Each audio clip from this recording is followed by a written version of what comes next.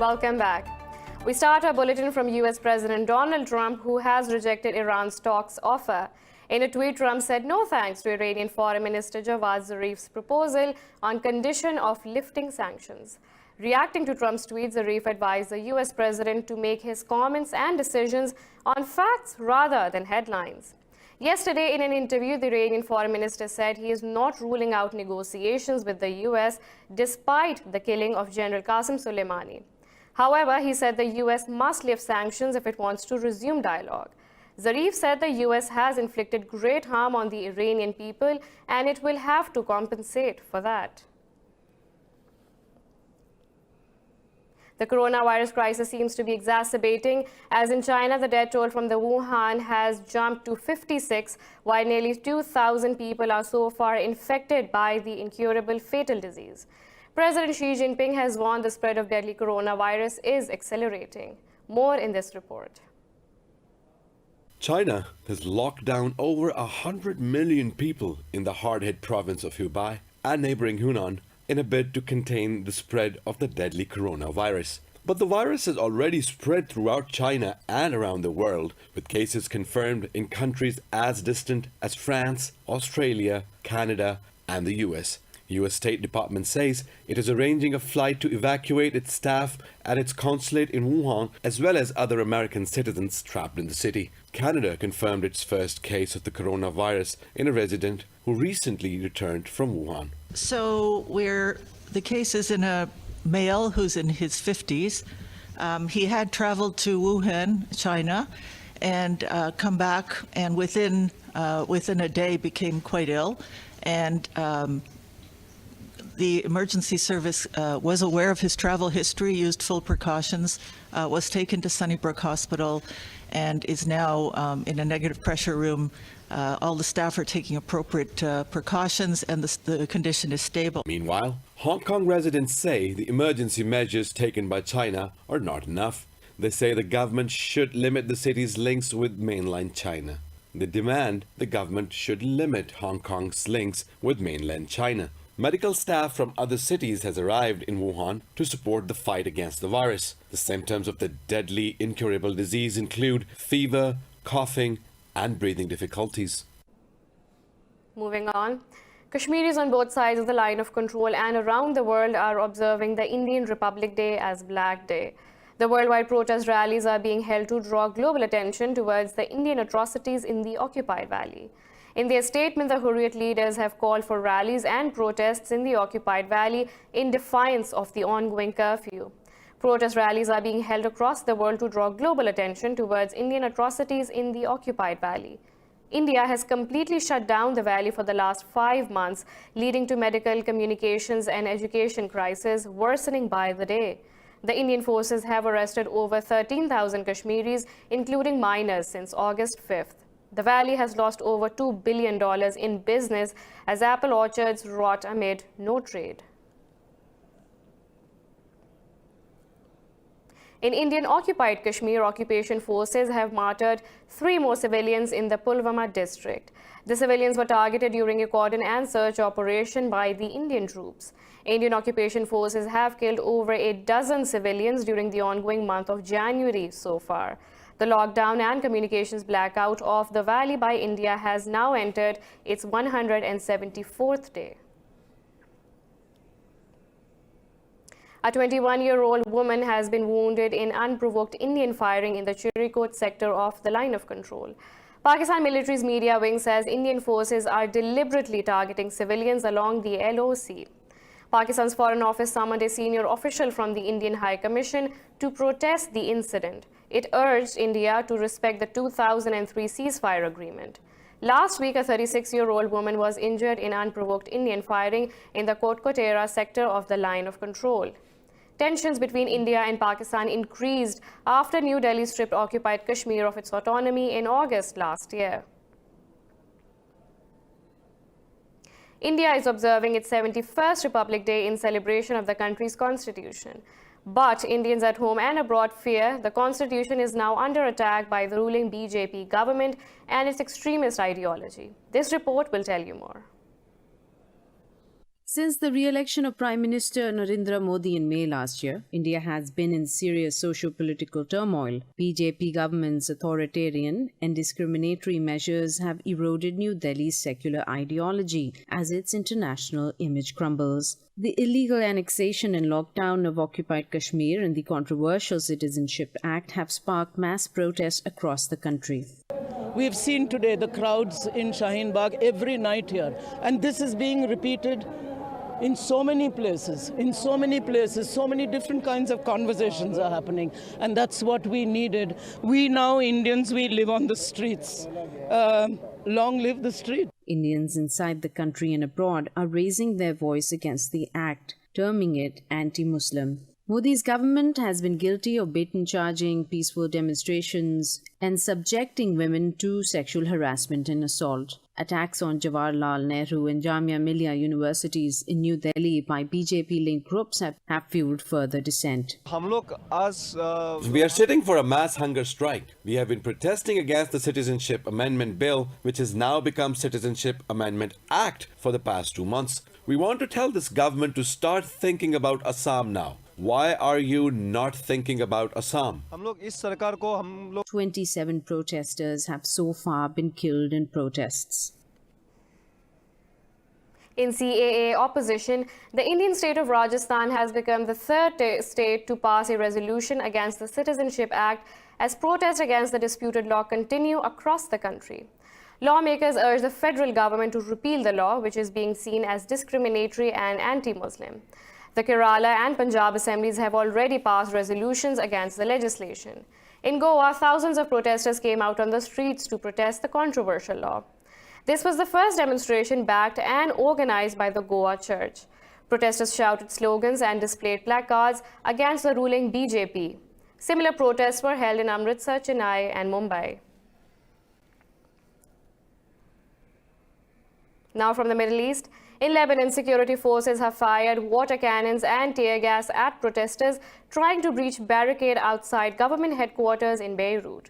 Protesters have accused security forces of torture as the uprising hit the 100-day mark.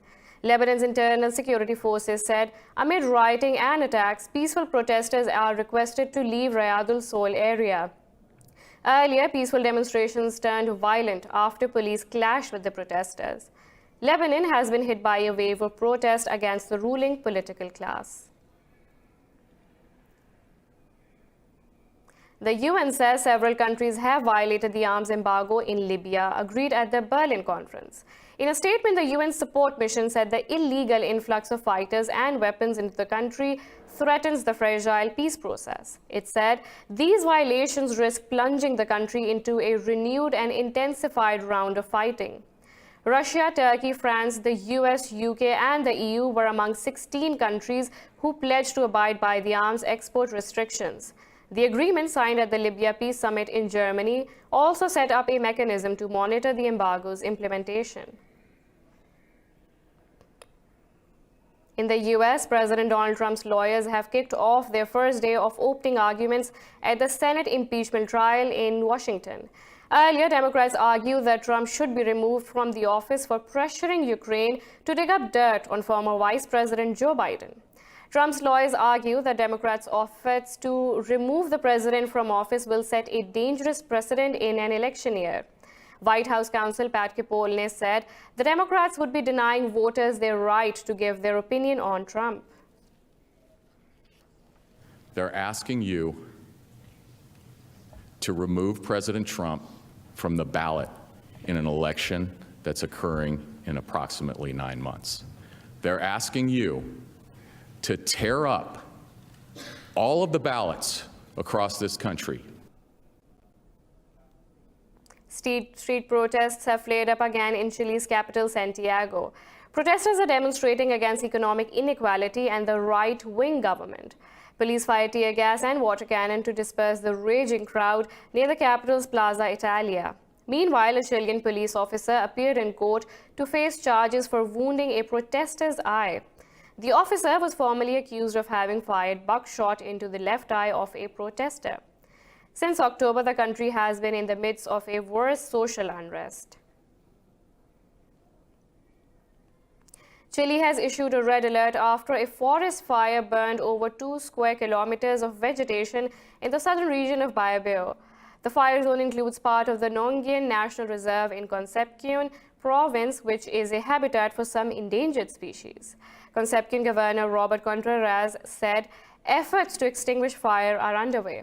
He said authorities are monitoring the situation and evaluating the damage. Contreras said there are no reports of casualties so far and the area has already been evacuated. Local authorities are concerned about predictions of high temperature that increases the risk of these wildfires. 30 people have been killed, including 2 children, by storms in southeastern Brazil. Officials say 7 people are injured due to landslides and house collapses in Minas Gerais state. 3,500 were evacuated in Minas Gerais state, while the government says 17 are still missing.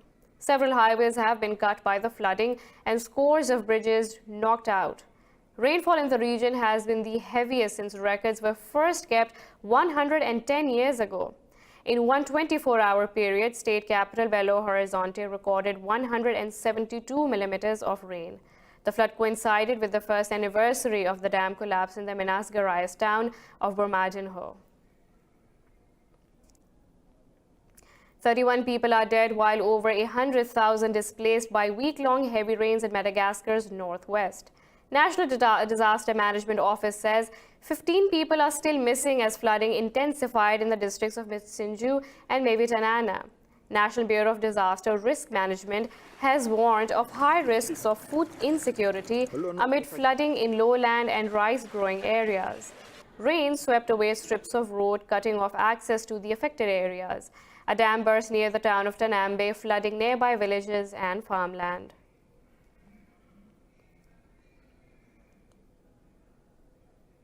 In Turkey, the death toll from Friday's earthquake has surged to 31. The 6.8 magnitude quake was centered in Elazığ province and neighboring Malatya. Disaster and Emergency Management Authority said over 1,500 people have been injured.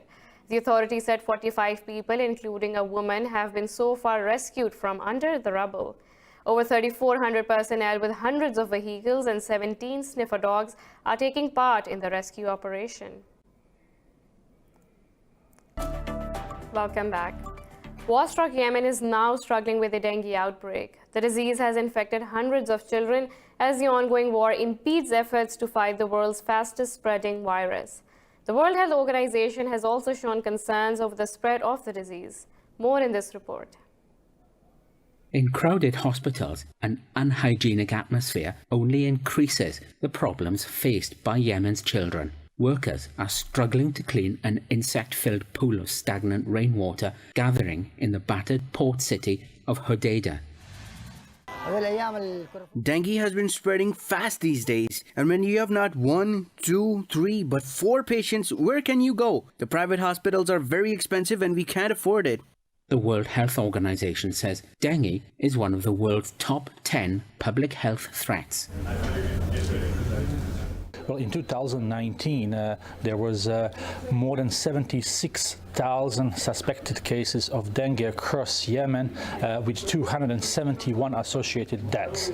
When it comes to areas that are most affected, the governorate of Hodeidah has been seeing, for example, 70% of all alerts end of 2019. So this is the area that is the most affected, and at the same time, it's an area of active fighting. An aid organization claims they are receiving reports of deaths on a daily basis from remote areas. Local authorities say they are struggling to control the outbreak of the disease. The measures that were taken are to fill all the swamps in cooperation with the local authorities. Yesterday and the day before in Hodeidah, the cases have decreased in the countryside and we have filled up and closed the majority of the swamps. There is no specific treatment and no widely available vaccine for dengue. Yemen's civil war, now in its 5th year, has killed over 100,000 people. The United Nations has described the country's situation as one of the world's worst humanitarian crises. In Nicaragua, beekeeping is a highly lucrative alternative for small-scale farmers, but climate change is affecting their business. However, one local beekeeper has turned to raising queen bees to improve the quality and production of his honey. Now, this report will tell you more. Climate change is rapidly affecting daily life and habitats around the globe. In Nicaragua, beekeeping is considered one of the most profitable businesses. The country exports 442 tons of natural honey to the world. But beekeepers say the changing climate is bad for honey production. We have an average production between 35 to 40 kilograms per beehive per year, but we have been affected by climate change and it has considerably decreased production, such as producing up to 15 kilograms per beehive per year. Incluso hemos tenido producciones de hasta 15. A local beekeeper, Santos Flores, has found that raising queen bees is the solution to the problem. Y eso lo logramos Every year we gradually increase by 80 to 90% and we achieve this through beehive divisions. We have also activities such as natural queen breeding and artificial queen breeding. Santos Flores says that working more technically is giving better production. This allows us, as we have said before, to obtain a better production, because I no longer have to wait a month so that the queen bee can lay an egg. Here, I'll only have to wait 8 to 9 days, which is valuable time, relatively speaking. Beekeepers believe the solution to their problem lies in innovation. As climate change progresses, those who remain dependent on traditional methods will be left behind. This is all for now. For the latest updates, you can follow us on social media at indus.news.